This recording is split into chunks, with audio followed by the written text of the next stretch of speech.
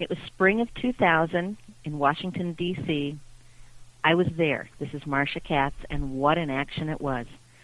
Did the crosses and Jewish stars on Sunday foretell the priest on Monday?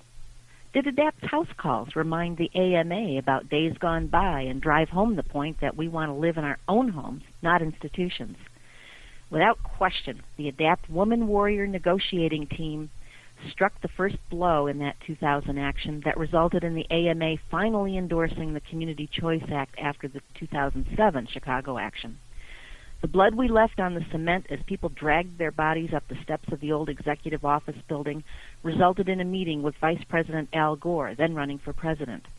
And on the last day, we demonstrated the saying, think globally, act locally. Here's how it all unfolded.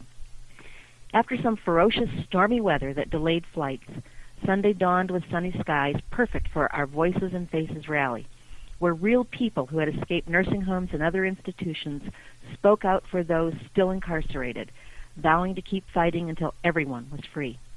In addition, after some remarks by then head of Medicaid Tim Westmoreland, hundreds of us marched to the White House accompanied by Father Time and a huge hourglass. We planted white crosses and Mogan Davids, that's the Star of David, in the White House lawn in memory of all those who had died waiting for freedom, and to give the President and Vice President a visual showing, just an inkling of the thousands upon thousands still incarcerated by our failed Medicaid policy that promotes institutions instead of homes. Every now and then, ADAPT will split an action into 2 or 3 targets to be hit simultaneously, and that's exactly what we did on Monday. A small group of about 100 of us were ferried to a lovely tree-filled neighborhood outside of Washington, D.C., where we made a house call on Andrew Cuomo, then Secretary of HUD. Cuomo had promised to meet with ADAPT and then failed to keep his promise.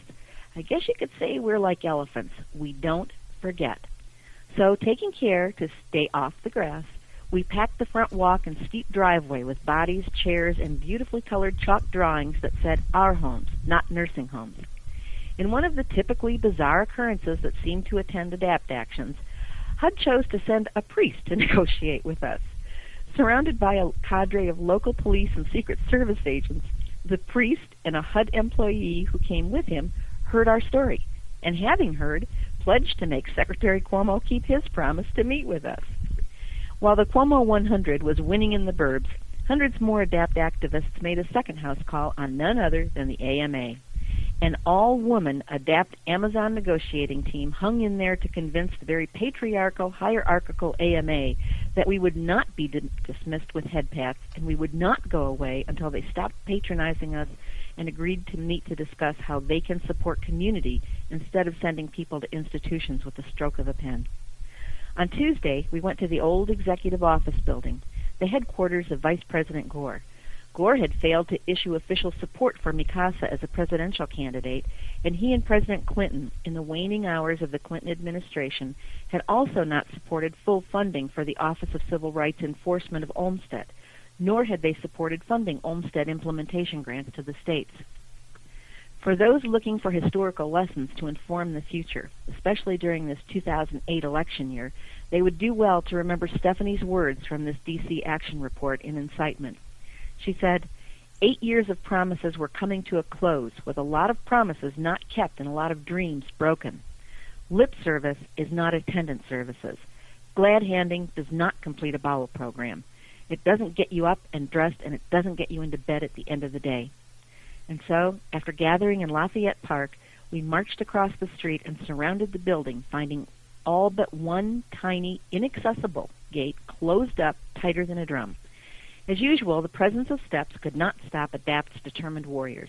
About 36 people spilled out of their chairs and were carried or dragged themselves down the tiny entry steps across a huge plaza and then up the steps of the old executive office building to block the doors.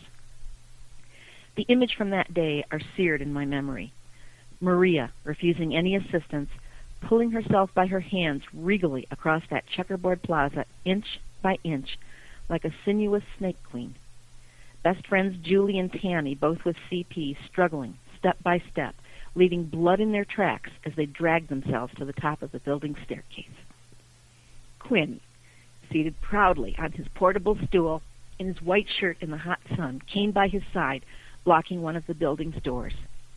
And then, looking back from the wide steps and seeing my husband Bob and 500 of our brothers and sisters tightly lining the wrought iron fence, staring back at us, chanting and sending adapt energy to everyone inside what must have resembled a prison yard. Gore's staff finally located him on the campaign trail, and Nancy Ann Min DeParle, head of all HCFA, which is now the Centers for Medicare and Medicaid Services, personally assured that the vice president would keep his word to meet with us. Victory came none too soon, as the day had taken its toll on Lou's heart, and he was taken by ambulance to the hospital to recover, and others repaired to their rooms to clean and dress the wounds they sustained from crawling, dragging, and climbing on cement because the building entrance was not accessible. On Wednesday, we again hit two targets. First, supposedly on our way to the Hill to visit our congressional delegations, we took everyone by surprise as we descended on D.C. City Hall to confront D.C. Mayor Anthony Williams.